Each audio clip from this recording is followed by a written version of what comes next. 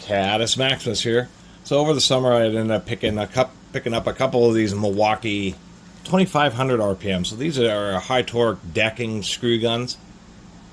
They can of course be used for drywall. They work just the same, where they have a cone set up to consistently drive a screw at a particular depth below the surface of the material, rather than like sheet metal screw guns, which have adjustable torque.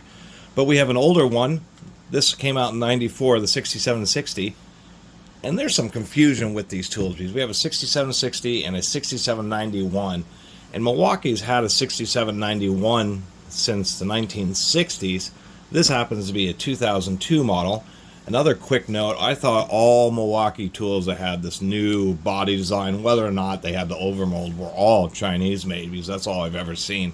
But apparently, 20 years ago, when they first switched to this from their traditional 80s, 90s body style to their 2000s body style, there were some. And this,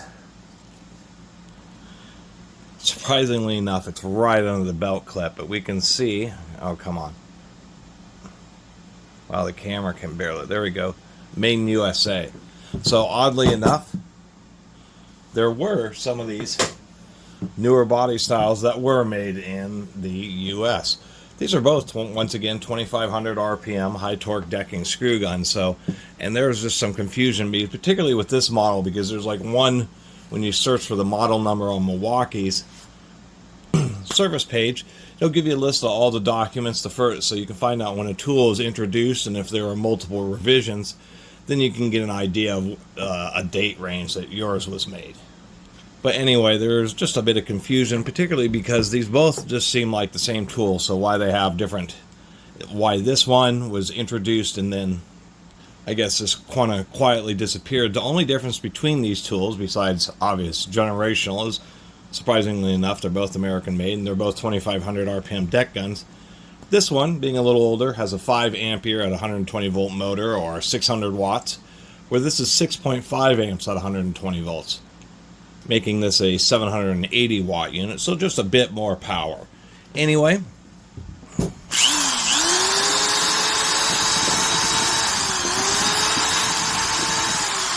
what I am suspecting here is that this was kind of like maybe a more commercial version, the 6760, and they just didn't sell enough of them, so they ended up discontinuing it. This one also came with a couple different nose cones externally. Now,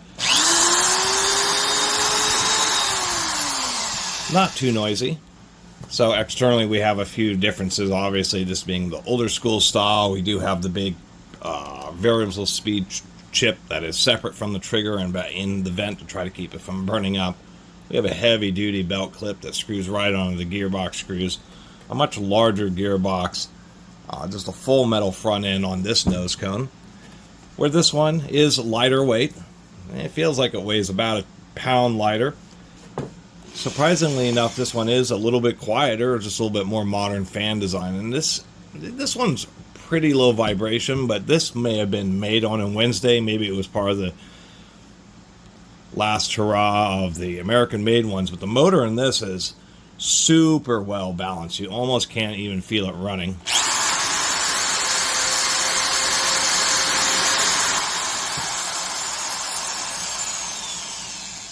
And people who are quite familiar with corded tools, there's always some type of little vibration, just because it's difficult to really balance well on a high speed. You know, these motors spin at 10,000, 15,000, and routers, they spin at 20 or 25,000 RPM.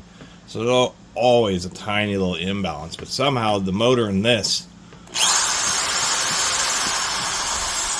I mean, you could set a glass of water on this, and I doubt you would be able to look at the surface and actually tell that it was running. So surprisingly smooth, but just more cheaply made. And that's the truth to it. We have a metal insert here, but otherwise it's a plastic cone. These both, are part of the era where they have the quick lock cords. I will point out, there's actually two different versions of these quick locks, which is the low and high power versions. And the way that they are set up is there's like, the only time you'll have an issue is there's a narrow slot on the high power tools, and there's not many what they would call 15 amp high power quick lock. But if you're ever trying to put on a quick lock cord and you notice that the little notch is lined up and it won't fit, it may be because you have a 16 gauge cord that you're trying to use on a tool that needs a 14 gauge cord. They set it up so that you can use the heavier duty cord on the lower power tools, but you can't use a low power cord on the higher power tools. These are the 2-prong ones, which are a little bit harder to find. These have been a little bit more modernized. I don't know if the wire, it seems like it's just a touch thicker on the more modern one. And if I can dig up, there we go, the cord ends. On the more modern Milwaukee, they kind of beefed it up just a little bit on the cord end, but it isn't great. I mean, these still are just using sheet metal prongs. So anyway, that was really the purpose of this video, is just to compare both of these, just to kind of, you know, one, surprisingly enough, just to talk about, there are a few of the new body style Milwaukees that are American made, but that it's, you know, this doesn't seem quite as heavy duty, even though it has a higher horsepower motor. And then mainly that's kind of due to the weight. Although there's something to be said about that weight, because in reality, you know, if you're the more seasoned professional, you're probably going to pick up the lighter one just because it's a little bit less weight to deal with. Where you'll give the new guy the heavier duty one because he's probably going to be a little more abusive towards it. And it's a little heavier, so let him have the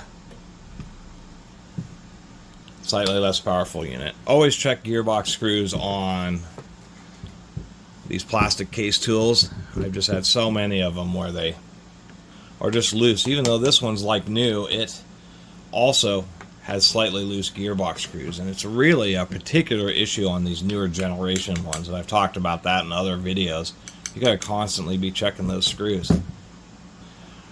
Let's do a quick discussion. So there's the big chip that's the variable speed controller. Otherwise, you know, has kind of these snap-in style clip-in brush caps, which are okay, but not the greatest. And this is just more modernized, where everything's on this kind of plastic carriage here. We do have clock spring brushes, so clock springs are compact and offset, so they're not sitting on top of the brush, so now the brushes can be on each side rather than on top and bottom. That allows them to clear up space. It allows them to have this power switch moved up and angled to improve the ergonomics. And we can see on this one, it's a 10 amp rated switch, so it's pretty healthily overrated, and I think it's just modernization of electronics that really started to do away with this external chip. It does have a little finger there, a little heat sink for its internal variable circuit. More modernized here, where it has screw terminals to make it super easy to swap the power cord. And surprisingly enough, although you would say it's an improvement because this only has an 8 amp switch, this one only had a 5 amp motor, where this has a 6.5 amp motor. So they have about the equivalent level of overrating, which is something you definitely like to see. Other than that, you know, pretty simple back here. The other modernization effort, rather than just having this motor housing and then the two handle halves clamped onto it, which is technically a little bit stronger of a design, they've opted for a more complicated mold where the whole front of the handle and everything is all just one piece. And I tend to think these older clamshell handles, there's just a little bit more plastic right around the thin area, right where the trigger is, versus this. Although I may be incorrect, this may end up actually being stronger. Anyway, let's take a look at the gearboxes. There's obviously a lot more volume here. They're both double reduction units, so I suspect the bigger gearbox is just to hold more grease on the older one. And here we are taking a little bit of a look, comparing them.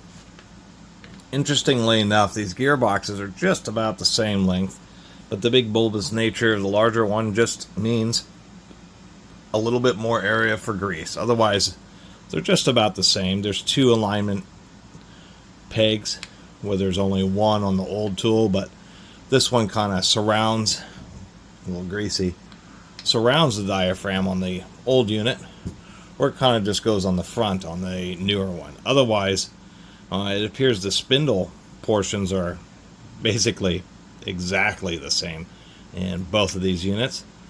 Otherwise, just a little bit more material on the older gearbox.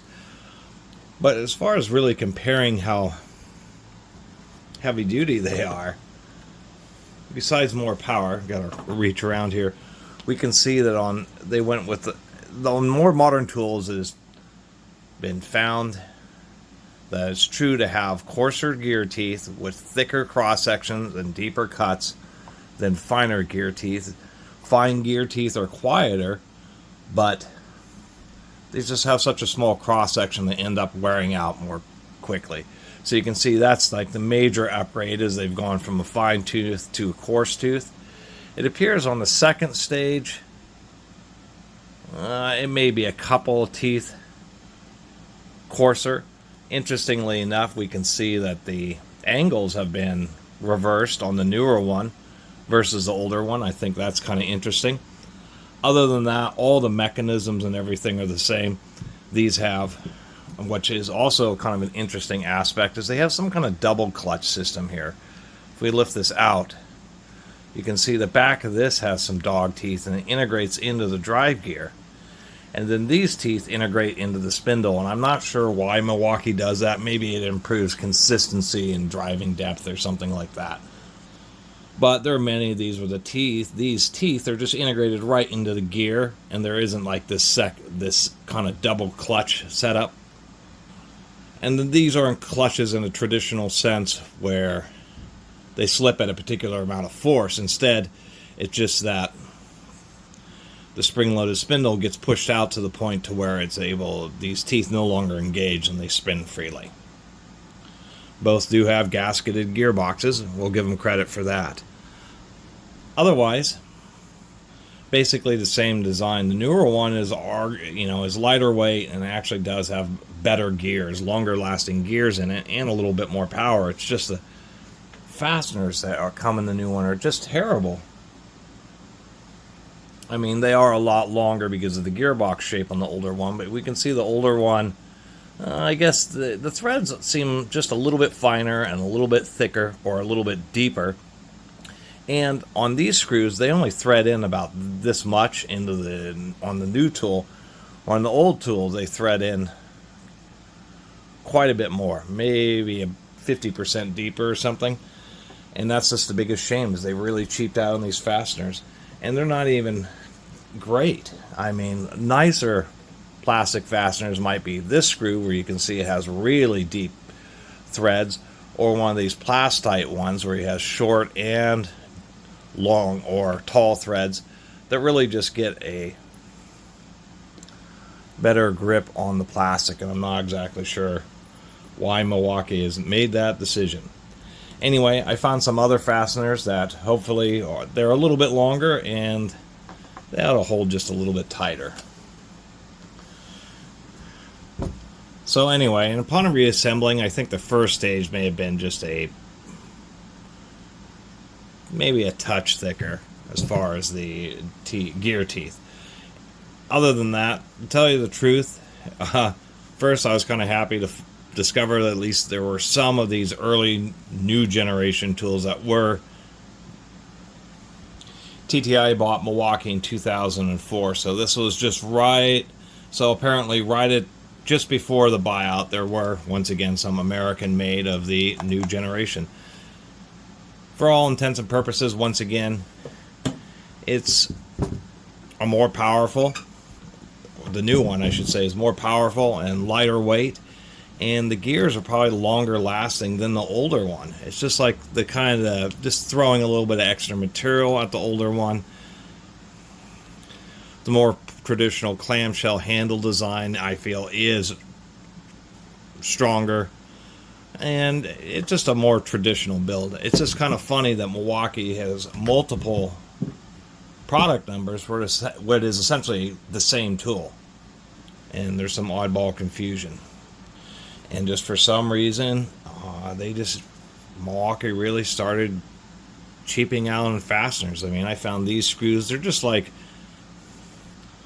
hardware store screws. They just happen to be like a quarter inch longer than the ones that came in there. They're a fine thread, which is no problem because they just have so many threads engaging, and actually there's just more friction, a little more pressure, as well as them just going deeper into the plastic, where these are not going to get loose. And so it's just something that you have to be aware of. I'm aware of. I end up buying like a box of a few different lengths of these, so as I go through my old Milwaukee tools, the ones that are eligible, like the 1/2-inch Magnum hole shooters, also have the same issue with the gearboxes getting loose. It's just upgrading them, and it's just super annoying that it's just one of those things where they say it's such a tiny amount of money, but it makes a big difference. Those screws are getting loose, and people are using these, and the gearboxes are wobbling around, and it ends up just destroying the gears, because the gears are all getting sideways and wobbly, and that makes a big difference on how long a tool will last. And it's kind of a disappointment, when everything else, for all intents and purposes, this really is a more modernized and more powerful tool. It just may not have quite the physical durability in the body, but that's also kind of hard to say. It was just interesting, and I had noticed I had both of these 2500 RPM decking screws and decking screw guns, and thought it was a nice opportunity to compare the classic to the more modern one, even though quite literally I think there's less than 10 years of difference. It just happened to be that was the transition period. I think this was made until like 1999 or 2001, and then 2002 was when this ended up replacing it. And they've been the same for more than 20 years since. The one thing I will finish up with is the outrageous price. This is the 6791-20, and they've updated it to the -20 6791-21. I believe that this old American-made one came in one of those kind of rectangular metal cases, and that was one of the other things that made this American-made one distinctive, is it did come in one of the traditional steel cases, or steel carrying boxes that actually had a tray, so it was like a small toolbox that was much bigger than the tool that was in it. And the fact that around online these are like $160 or something, which, I mean, it's more simple than a 3/8 drill, because you don't even have the drill chuck, you just have this little drive system. But I guess since a lot more drills are purchased than screw guns, that there is, I mean, it's like a $40 or $50 price difference for the screw gun over what is essentially the same tool but with a 3/8 drill chuck on it. I realize inflation and that type of stuff, but nonetheless, even in today in 2025, holding one of these screw guns in my hand saying $160, that's a chunk of change for what is ostensibly a pretty simple tool. Anyway, thanks for watching. See you next time.